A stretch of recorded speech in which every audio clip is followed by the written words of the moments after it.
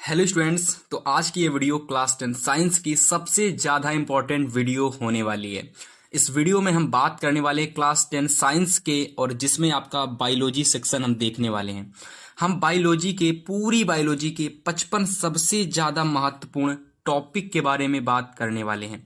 ये 55 टॉपिक अगर आप अच्छे से तैयार करके जाते हो तो यहाँ से आप लोगों को बहुत सारे क्वेश्चन देखने को मिलेंगे। लगभग मैंने उन सारे टॉपिक को कवर किया है जिनसे आपके बोर्ड एग्जाम में प्रश्न बनता है। अगर आप ध्यान से समझेंगे तो बायोलॉजी आपके बोर्ड परीक्षा में 25 नंबर की पूछी जाती है, यानी कि आपके एग्जाम में 25 नंबर की पूछी जाती है। ठीक है, तो भैया अगर आपको 25 नंबर कवर करने हैं तो भैया इन 55 टॉपिक को आपको बहुत ही अच्छे से तैयार करना है। हम आपको बताएंगे कौन कौन से वो टॉपिक हैं और आपको कहाँ से इनको तैयार करना है, वो सारी चीज़ें मैं आपको बताऊंगा। ठीक है, लेकिन बहुत सारे ऐसे स्टूडेंट होंगे जो चाहते होंगे कि भैया इसका पीडीएफ भी हमें मिले, तो उनके लिए मैं कहूंगा अगर आप इस पीडीएफ लेना चाहते हो इस वीडियो की, तो आपको क्या करना है, सिंपल से इस वीडियो को सबसे पहले लाइक कर देना है। और लाइक कब तक करना है, जब तक कि हमारा 50,000 यानी 50 लाइक्स तक आपको इस वीडियो को पहुंचाना है। यानी अगर आप 50 लाइक करवा देते हैं इस वीडियो के अंदर, फिर मैं आपको डिस्क्रिप्शन में इसका लिंक डलवा दूंगा और वहां से आप इजिली डाउनलोड कर सकते हैं। ठीक है ना। तो देखने वाले कौन कौन से वो 55 सबसे ज्यादा महत्वपूर्ण टॉपिक हैं जो आप लोगों को 25 नंबर बिल्कुल क्लियर करवा देंगे। तो सबसे पहला चैप्टर देखेंगे, और सबसे पहला चैप्टर बायोलॉजी का आपका होता है जैव प्रक्रम। ठीक है ना, जैव प्रक्रम सबसे पहला चैप्टर आपका बायोलॉजी का यही होता है, जैव प्रक्रम। तो हम सबसे पहले जैव प्रक्रम के मोस्ट इंपॉर्टेंट टॉपिक देखने वाले हैं। सबसे पहला टॉपिक इसमें है आप लोगों का पोषण, जो कि काफी सारे लोगों को पता होगा। पोषण में क्या है, सबसे पहले भैया आपको पोषण क्या है इसके बारे में पढ़ना है। पोषण की हमें आवश्यकता क्यों पड़ती है, मनुष्यों को, प्राणियों को, जीवों को, उसको बताना है, और पोषण के प्रकार का आपका वर्णन करना है। ठीक है ना। तो इस तरीके से ये हमारा मोस्ट इंपॉर्टेंट पहला टॉपिक है। ठीक है, तो चलिए फिर अगला टॉपिक देख लेते हैं। अगला टॉपिक पहले ही चैप्टर यानी जैव प्रक्रम से है, और अगर हम बात करें साइंस का, ये चैप्टर नंबर आपका 6 है, लेकिन बायोलॉजी का ये चैप्टर नंबर 1 है। ठीक है, सेकेंड टॉपिक हमारा है कि पाचन से आप क्या समझते हैं। मनुष्य की आहार नाल में पाचन की जो क्रिया होती है, इसका सचित्र वर्णन आपको बताना है। ठीक है ना, ये हमारा सेकेंड टॉपिक है। इसके बाद देखिए ये हमारा तीसरा टॉपिक, जो कि मैंने चौथा लिख दिया, ये हमारा तीसरा टॉपिक है। टॉपिक हमारा है कि श्वसन से आप क्या समझते हैं, परिभाषा व श्वसन के प्रकार लिखिए। सिंपल सी बात है, श्वसन आप क्या समझते हो, इसकी परिभाषा आपको बतानी है, और इसके प्रकार जो होते हैं उसका आपको वर्णन करना है। ठीक है ना। ये सारे टॉपिक आपको इजीली यूट्यूब पर मिल जाएंगे। जो भी आप टॉपिक पढ़ना चाहते हो, सिंपल सी बात, उस टॉपिक को आप इजीली कहीं पर मत जाओ, यूट्यूब पर सर्च करके सभी टॉपिक को आप पढ़ सकते हो, है ना। 55 जितने भी टॉपिक आपके हैं, आप सभी टॉपिक को इजीली पढ़ सकते हो। इसके बाद देखो हमारा टॉपिक नंबर 4 है। टॉपिक 4 हमारा है कि श्वासोच्छ्वास से आप क्या समझते हो। ठीक है ना, जिस तरीके से श्वसन से आप क्या समझते हो, उसी तरीके का ये प्रश्न भी है कि श्वासोच्छ्वास से आप क्या समझते हो, और श्वासोच्छ्वास और श्वसन में अंतर आपके एग्जाम में पूछ लिया जाता है। तो ये काफी ज्यादा इंपॉर्टेंट टॉपिक आपका बन जाता है कि श्वासोच्छ्वास और श्वसन में अंतर, दोनों टॉपिक बहुत ज्यादा इंपॉर्टेंट है, श्वसन और श्वासोच्छ्वास। टॉपिक नंबर हमारा 5 है, और देखिए यहां ध्यान समझना, ये जो टॉपिक आपका परिवहन, वहन, संवहन, ये देखो ये तीनों की जो डेफिनेशन होती है वो एक ही होती है। यानी परिवहन, वहन, संवहन से आप क्या समझते हो, यानी कि जो परिवहन की डेफिनेशन होगी वही वहन की होगी और वही संवहन की होगी। तो सिंपल सी बात है, आपको बताना है कि परिवहन से आप क्या समझते हो, इसकी परिभाषा व इसके प्रकार को आपको बताना है। और अगर आप ये सारे टॉपिक कवर कर लेते हो ना स्टूडेंट्स, तो आप समझना आपके एग्जाम में 4 नंबर का प्रश्न आता है, बायोलॉजी से 6 नंबर का प्रश्न आता है, और 1 नंबर का एमसीक्यू पूछा जाता है। तो अगर आप ये सारे 55 टॉपिक कवर कर लेते हो तो सारे के सारे क्वेश्चन आपके 4, 6, 1 नंबर वाले सभी कंप्लीट हो जाएंगे।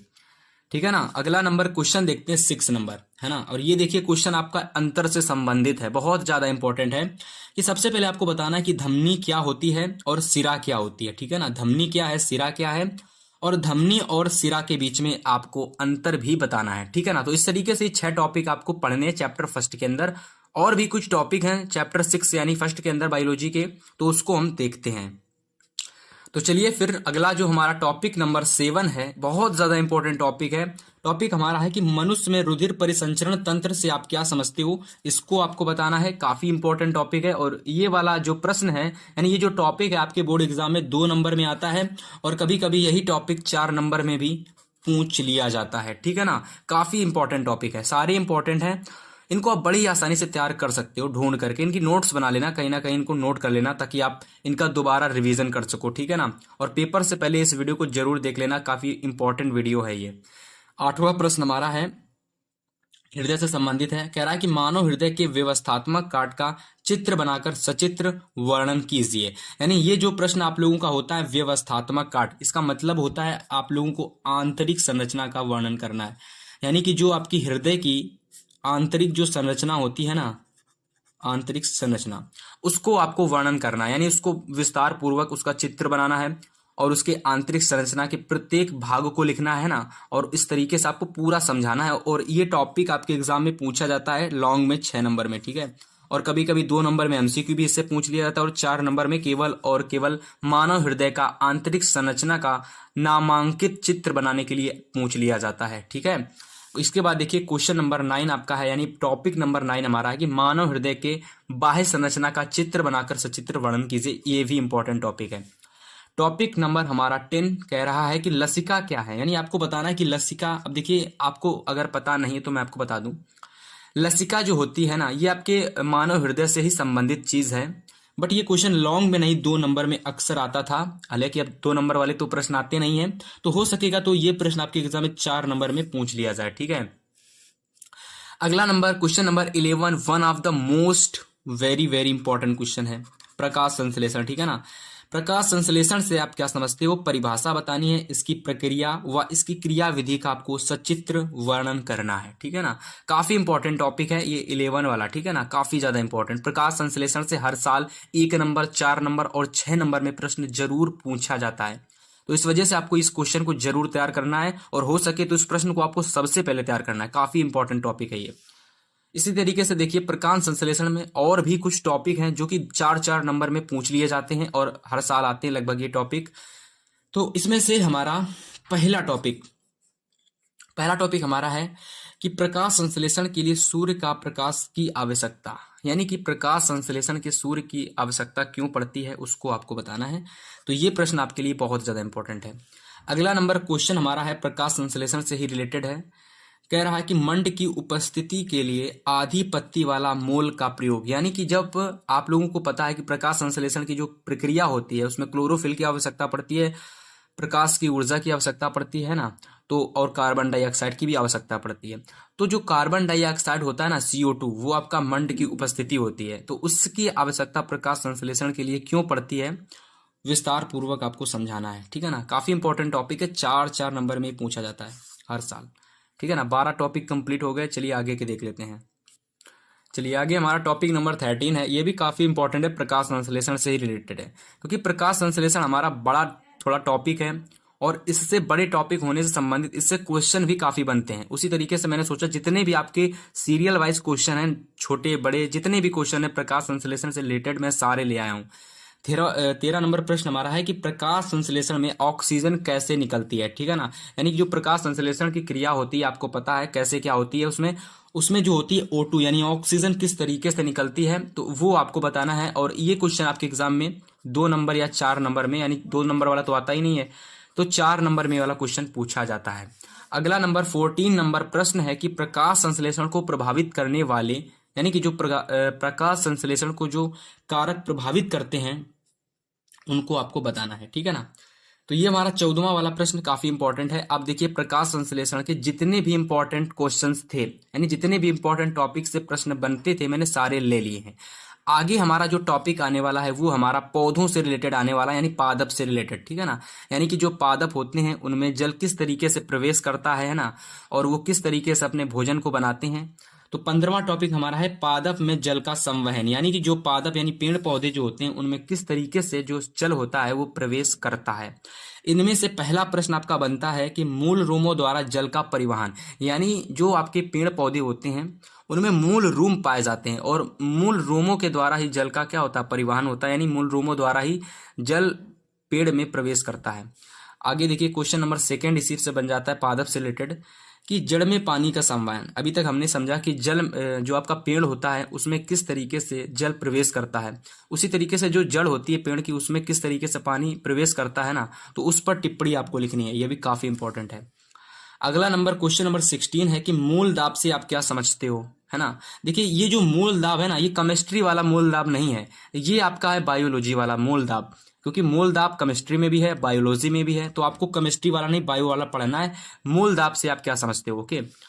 आगे नंबर 17 नंबर प्रश्न जो बनता है ना, ये वाष्पो उत्सर्जन से बनता है ना, वाष्पो उत्सर्जन। अब देखिए वाष्पो उत्सर्जन का जो टॉपिक है ना, इससे काफी सारे प्रश्न बनते हैं, है ना। तो मैंने जितने भी आपके वाष्पो उत्सर्जन से प्रश्न बनते हैं मैंने सारे लिए हैं।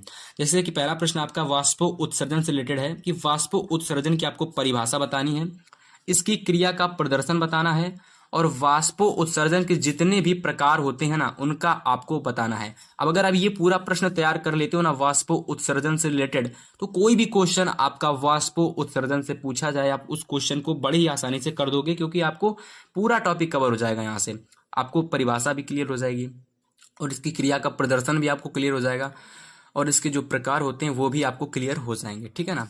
इस तरीके से देखिए हमारा 18वां प्रश्न है जो कि लगभग पेड़ से ही संबंधित है, यानी पादप से ही संबंधित है। देखिए रंध्र जो होते हैं किसमें पाए जाते हैं, रंध्र पाए जाते हैं पेड़ की पत्ती में। तो रंध्र क्या है वो बताना है, इसकी संरचना किस तरीके की होती है वो बताना है, और इसके खुलने तथा बंद होने की जो प्रक्रिया है ना, खुलने और बंद होने की प्रक्रिया, इसका आपको वर्णन करना है। आगे देखिए 19 नंबर क्वेश्चन वाष्पो उत्सर्जन से पूछा गया है कि वाष्पो उत्सर्जन क्या है, इसके लाभ व प्रभावित करने वाले कारक को बताइए, ठीक है ना। जिस तरीके से हम लोगों ने प्रकाश संश्लेषण को प्रभावित करने वाले कारक देखे, उसी तरीके से आपको वाष्पो उत्सर्जन को भी प्रभावित करने वाले कुछ कारक होते हैं ना, तो उनको आपको बताना है। और ये वाला प्रश्न भी काफी ज्यादा इंपॉर्टेंट है, हमने सारे क्वेश्चंस लिए हैं और इन क्वेश्चन को आप बड़ी आसानी से यूट्यूब से सर्च करके पढ़ सकते हो और नोट्स बना सकते हो। आगे हमारा 20 नंबर क्वेश्चन है कि उत्सर्जन से आप क्या समझते हो, वेरी वेरी इंपॉर्टेंट क्वेश्चन, ठीक है ना। ये आपका क्वेश्चन बहुत ज्यादा इंपॉर्टेंट है, उत्सर्जन से आप क्या समझते हो, मानव में उत्सर्जन का सचित्र वर्णन कीजिए। और ये क्वेश्चन तो हर साल रिपीटेड रहता है, मतलब ये एक ऐसा प्रश्न है ना कि अगर एग्जामिनर इसको नहीं देगा तो पेपर अधूरा रहेगा, क्योंकि ये प्रश्न लगभग सभी टीचर को पता होता है, काफी ज्यादा इंपॉर्टेंट है उत्सर्जन, क्योंकि भैया ये हमारे अंग से एक महत्वपूर्ण हिस्सा बन जाता है उत्सर्जन। तो इसको लगभग सभी लोगों को पता होना चाहिए कि उत्सर्जन क्या होता है, ये कैसे इसकी क्रिया होती है। इस वजह से ये क्वेश्चन बहुत बार हर साल हर एक सेट में पूछा जाता है। उत्सर्जन से आप क्या समझते हो, मानव में उत्सर्जन तंत्र का चित्र बनाकर इसका सचित्र वर्णन कीजिए। ये क्वेश्चन बहुत बार आता है, 4 नंबर में भी आता है और 6 नंबर में भी आ जाता है। तो इस तरीके से 20 टॉपिक कंप्लीट हो चुके हैं। अब देखिए हमारा टॉपिक नंबर 21 है। अब देखिए ये जो टॉपिक है आप लोगों का, लगभग ये टॉपिक आपके सेकंड चैप्टर यानी कि बायोलॉजी के सेकंड चैप्टर नियंत्रण एवं समन्वय से आता है। और देखिए इस बार जो आपका नियंत्रण एवं समन्वय चैप्टर है वो लिया गया है और 2023 में ये चैप्टर हट चुका था। तो इसके जितने भी इंपॉर्टेंट टॉपिक हैं यानी नियंत्रण एवं समन्वय के, मैंने सारे ले लिए हैं। तो पहला टॉपिक इसमें इंपॉर्टेंट है जो कि बहुत बार आता है, क्या आता है कि समन्वयन एवं नियंत्रण क्या है, यानी कि जो आपका समन्वयन और नियंत्रण है ये क्या होता है, और जंतुओं में समन्वयन किस तरीके से होता है, आपको इसको बताना है। आगे 22 प्रश्न है तंत्रिका तंत्र, वेरी इंपॉर्टेंट क्वेश्चन, यानी वेरी इंपॉर्टेंट टॉपिक या फिर क्वेश्चन, कुछ भी आप समझ सकते हो। तो टॉपिक हमारा है कि तंत्रिका तंत्र से, जो आपका तंत्रिका तंत्र होता है इसमें तंत्रिका ऊतक से आप क्या समझते हो, न्यूरॉन या तंत्रिका कोशिका की आपको संरचना बतानी है। आगे 23 नंबर क्वेश्चन, ये भी वेरी इंपॉर्टेंट है और ये वाला भी आपको वेरी इंपॉर्टेंट था, ठीक है ना। क्वेश्चन है कि मेरुरज्जु क्या है, इसकी परिभाषा व इसके कार्य क्यों आपको बताना है, यानी मेरुरज्जु क्या है इसकी परिभाषा बताइए और इसके कार्य का उल्लेख कीजिए, ठीक है ना। आगे 24 नंबर हमारा प्रश्न है प्रत्यावर्ती क्रिया, यानी जो प्रत्यावर्ती क्रियाएं होती हैं या फिर हम इन्हीं को रिफ्लेक्स क्रिया भी कहते हैं, तो आपको बताना है। और देखो जब आप पेपर देने जाओगे ना तो आपको यही सारे क्वेश्चन आपको इसी तरीके से पूछे हुए मिलेंगे, फिर आप यही कहोगे कि हमने वो वीडियो देखी और उसी तरीके के सारे क्वेश्चन यहाँ पर पूछे गए हैं, ठीक है ना। आगे क्वेश्चन नंबर हमारा 25 है कि पादप यानी जो पौधे हैं उनके बारे में प्रश्न आ गया है कि पादप हार्मोन से आप क्या समझते हो, इसकी प्रमुख विशेषताएं बताइए, काफी इंपॉर्टेंट है। अगला क्वेश्चन नंबर 26, देखिए 26 क्वेश्चन हमारा है कि पादप हार्मोन्स की परिभाषा तथा पादप हार्मोन्स का वर्गीकरण। अब देखो पादप हार्मोन्स का जब आप वर्गीकरण करोगे ना तो इसमें कुछ टिप्पणियां भी पूछ ली जाती हैं, कभी कभी अलग से भी आ जाती हैं।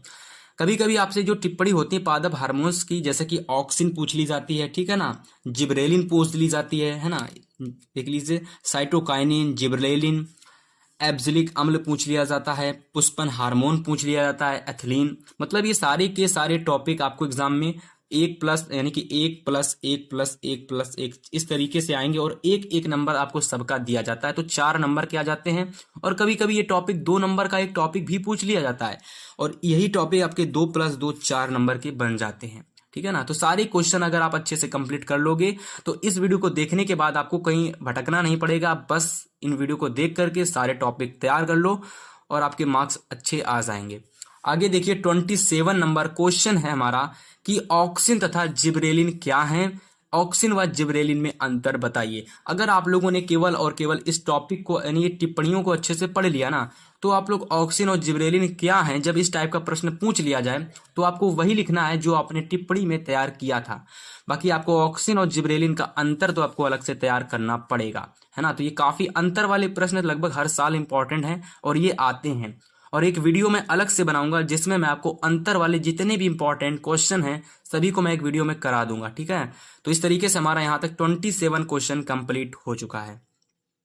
आगे हमारा टॉपिक नंबर 28 है। देखिए ये भी आपका वही टॉपिक है, साइटोकाइनिन व एथिलीन से आप क्या समझते हो, बट इसमें मैंने साइटोकाइनिन व एथिलीन के बीच में आपको अंतर बताना है ना। तो वही टॉपिक, देखिए मैं इस तरीके से प्रश्न को अरेंज करके लाया हूं ना कि आपको कहीं क्वेश्चन को भी ना ढूंढना पड़े, है ना। तो आपको सारे क्वेश्चन वाइज मैं लिख करके लाया हूं।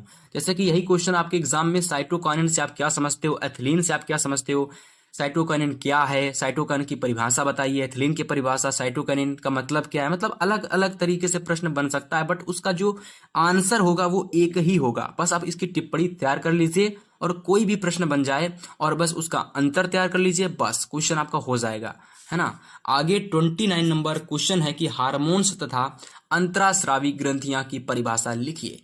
यानी कि आपके जो हार्मोन्स होते हैं और अंतरास्रावी जो ग्रंथियां होती हैं इनकी आपको परिभाषा बतानी है, ठीक है। आगे नंबर 30 क्वेश्चन है हमारा, 30 नंबर प्रश्न क्वेश्चन है कि पादप में अलैंगिक जनन से क्या समझते हो, यानी पादपों में आप अलैंगिक जनन से आप क्या समझते हो, अलैंगिक जनन की क्रिया का सचित्र वर्णन बताइए। तो ये भी काफी ज्यादा वेरी इंपॉर्टेंट है, इसको तैयार कर लेना।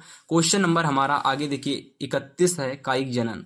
देखिए ये जो टॉपिक है ना आपका कायिक जनन काफी ज्यादा इंपॉर्टेंट टॉपिक है। कायिक जनन से लगभग हर साल प्रश्न पूछा जाता है और जब मैं पिछले मतलब काफी साल से मैं देख रहा हूँ कि इस टॉपिक से ना हर साल प्रश्न आता ही आता है, क्योंकि कायिक जनन एक दूसरी विधि होती है ना, जिसके द्वारा जनन किया जाता है। तो कायिक जनन से आप क्या समझते हैं, पादप में या पौधों में किन किन भागों से कायिक जनन होता है, इसके लाभों को बताना है, ठीक है ना।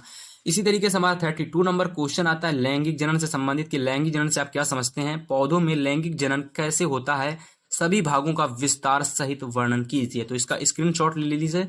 जितने भी टॉपिक मैं आपको बताता चलता हूँ सारे का स्क्रीनशॉट लेते चलिए, वरना मैं आपको सारी की PDF तो प्रोवाइड करा ही दूंगा जब तक कि अगर आप इस वीडियो को 50 लाइक तक नहीं पहुंचाएं। देखिए मैं 50,000 नहीं, 500 नहीं, केवल और केवल आपसे 50 लाइक्स की डिमांड कर रहा हूं, ठीक है ना, वो भी एक दिन के अंदर। यानी अगर आप 50 लाइक एक दिन के अंदर कर देते हैं तो आपको इसकी PDF मिल जाएगी, ठीक है, वरना PDF नहीं मिलेगी।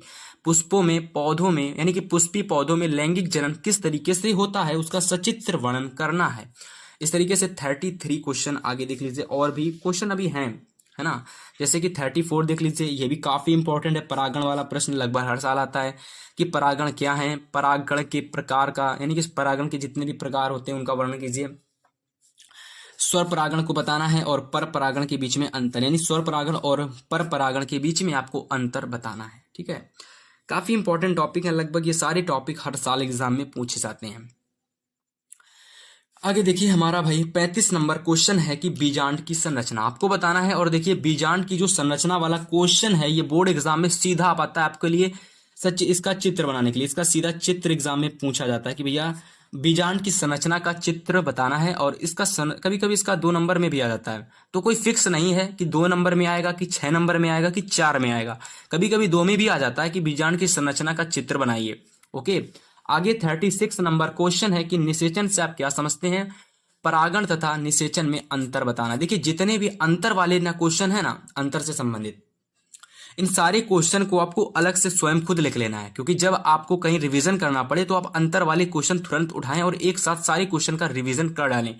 ये होता है स्मार्ट तरीका किसी भी चैप्टर को या फिर किसी सब्जेक्ट को पर्टिकुलर चीज को तैयार करने का तरीका, है ना। आगे 37 नंबर क्वेश्चन है कि निषेचन क्या है। निषेचन के बाद पुष्प में होने वाले परिवर्तन का सचित्र वर्णन कीजिए। आगे देखिए जंतुओं में जनन, ठीक है ना। जंतुओं में जनन से संबंधित 3 टॉपिक आते हैं जिनको आपको तैयार करना है, जिसमें से सबसे पहला आपका टॉपिक होता है कालिकोत्पादन। क्या होता है? कालिकोत्पादन द्वारा जनन। इसको तैयार कर लीजिए। पुनरुद्भवन, वेरी वेरी इंपॉर्टेंट। देखिए तीनों के तीनों आपके VIMP हैं, ठीक है ना, तीनों आपके VIMP हैं। इन तीनों को आप तैयार कर लीजिए। कालिकोत्पादन द्वारा जनन, पुनरुद्भवन की प्रक्रिया और विखंडन द्वारा जनन, ठीक है ना। ये तीनों टॉपिक 2-2 नंबर में, 1-1 नंबर में हर साल टिप्पणी से पूछे जाते हैं। और मैं आपको अलग अलग टॉपिक की सभी टिप्पणियां लेकर आया हूं जिससे कि आपको कहीं भटकना ना पड़े और आपको सारे क्वेश्चन एक जगह मिल जाएं। अगर आप क्वेश्चन बैंक ढूंढोगे ना तो उसमें भी आपको इस तरीके से कहीं arrange chapter wise important question कहीं नहीं मिलेंगे, ठीक है। तो इस वीडियो को ज्यादा से ज्यादा अपने दोस्तों तक शेयर करिए ताकि उनका भी कुछ भला हो सके। काफी सारे लोग क्या करते हैं कि खुद वीडियो देख लेते हैं, लाइक भी नहीं करते और शेयर भी नहीं करते हैं। तो आपसे मैं कहूंगा अगर आपको वीडियो पसंद आ रही तो वीडियो को लाइक करना और अपने उन फ्रेंड तक शेयर करना जो इस बार 2024 का एग्जाम देने वाले हैं, ठीक है। आगे 39 नंबर क्वेश्चन है कि जनसंख्या वृद्धि से आप क्या समझते हो। और देखिए ये वाला क्वेश्चन लगभग हर एक स्टूडेंट को आना चाहिए, क्योंकि ये वाला प्रश्न निबंध से संबंधित प्रश्न है। इसमें कुछ अलग से बायोलॉजी वाली चीजें नहीं लिखनी पड़ती हैं। सिंपल से आपको बताना है कि जनसंख्या वृद्धि क्या है, जनसंख्या वृद्धि का मानव समाज पर जो भी दुष्प्रभाव पड़ रहा है उसको बताना है, और जनसंख्या वृद्धि को रोकने के जो कुछ व्यवहारिक उपाय हैं उनको भी आपको बताना है, ठीक है। इस तरीके से आगे हमारा 40 नंबर क्वेश्चन यानी 40 नंबर प्रश्न है कि परिवार नियोजन क्या है। परिवार नियोजन की विधियों का विस्तार पूर्वक आपको वर्णन करना है, और ये भी हमारा वेरी इंपॉर्टेंट टॉपिक है। और सारे के सारे क्वेश्चन में से लगभग अगर आप देखोगे 2023 का पेपर उठा करके ना तो बहुत सारे क्वेश्चन आपको यहीं 55 टॉपिक से देखने को मिलेंगे। चाहे आप 2018 का एग्जाम यानी 2018 से लगाकर 2023 के जितने भी अगर आप सेट आपको देखने को मिलेंगे ना, आपको यहीं से क्वेश्चन फंसे मिलेंगे। तो इसलिए कह रहा हूं 2024 में भी यहीं से पूरा पेपर फंसने वाला है इन 55 टॉपिक से, ठीक है। आगे के जो टॉपिक हैं उनको भी आप देख लीजिए। जैसे कि आपका आगे टॉपिक हमारा 41 है अनुवांशिकता। अब देखिए यहां से आप लोगों का बायोलॉजी का जो आपकी बायोलॉजी है उसका जो लास्ट चैप्टर है उसके क्वेश्चन शुरू हो जाते हैं। बायोलॉजी के लास्ट चैप्टर के क्वेश्चन है कि अनुवांशिकता से आप क्या समझते हैं, इसको बताना है कि अनुवांशिकता है क्या, इसकी परिभाषा, मतलब कि आपको वो बताना है। यूट्यूब पर सर्च कर लोगे आपको टॉपिक का आंसर मिल जाएगा, ठीक है। इस तरीके से 42 नंबर क्वेश्चन है कि मेंडल कौन थे, मेंडल की सफलता के कारण बताने हैं। देखो जिन लोगों को मेंडल के बारे में थोड़ी सी नॉलेज होगी तो उनको भी पता होगा ये क्वेश्चन कितना ज्यादा इंपॉर्टेंट है, और जिनको ये नॉलेज ही नहीं होगा कि मेंडल कौन थे उनको नहीं पता होगा कि ये क्वेश्चन कितना इंपॉर्टेंट है। तो मैं आपको बता दे रहा हूँ सारे के सारे क्वेश्चन, और ये वाला प्रश्न बहुत इंपॉर्टेंट है, बेहद इंपॉर्टेंट। 43 नंबर क्वेश्चन है कि मेंडल ने मटर के पौधे पर ही प्रयोग क्यों किया था, उन्होंने मटर का ही पौधा क्यों चुना था, क्या उसके कारण थे भैया मटर के पौधे को चुनने के, तो वो आपको बताने हैं। आगे देखिए 44 नंबर क्वेश्चन है कि एक संकर क्रॉस व द्विसंकर क्रॉस क्या है, ठीक है। यानी कि एक संकर क्रॉस व द्विसंकर क्रॉस क्या होते हैं, इनकी डिफिनेशन परिभाषा जो मिले वो लिख दोगे तो नंबर मिल जाएंगे। लेकिन अगर आपको एक संकर क्रॉस और द्विसंकर क्रॉस का जो चित्र है कभी कभी एग्जाम में वो पूछ लिया जाता है, तो आप उसको भी तैयार कर लेना कि भैया एक संकर क्रॉस और द्विसंकर क्रॉस का जो डायग्राम होता है यानी किस तरीके से इसमें जो चित्र बनता है उसको भी आप तैयार कर लेना, ठीक है। अब देखिए मेंडल के नियमों का सचित्र वर्णन। मेंडल के कितने नियम थे, तो मेंडल के आपको पता होगा 3 नियम थे, ठीक है। मेंडल के 3 नियम थे जिसमें सबसे पहला प्रभाविता का नियम था, दूसरा पृथक्करण का नियम था, और तीसरा हमारा था स्वतंत्र अपवहन का नियम, ठीक है। तो इन तीनों के बारे में आपको अच्छे से पढ़ना है, और मैं ये नहीं बता सकता कि आपके पेपर में कौन सा आएगा, क्योंकि तीनों के तीनों बहुत इंपॉर्टेंट हैं।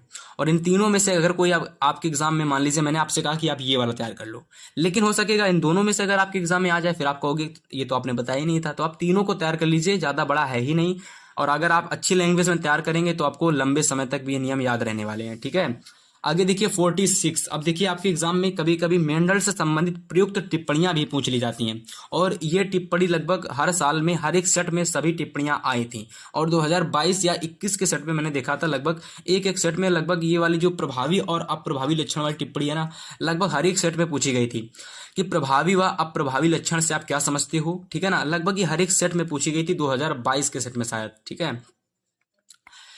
दूसरी नंबर हमारी है कि एलिल या एलिफमॉर्फ, है ना। एलिल या एलिमॉर्फ से आप क्या समझते हो, यानी एलिलोमॉर्फ, है ना। ये भी काफी इंपॉर्टेंट है, ठीक है।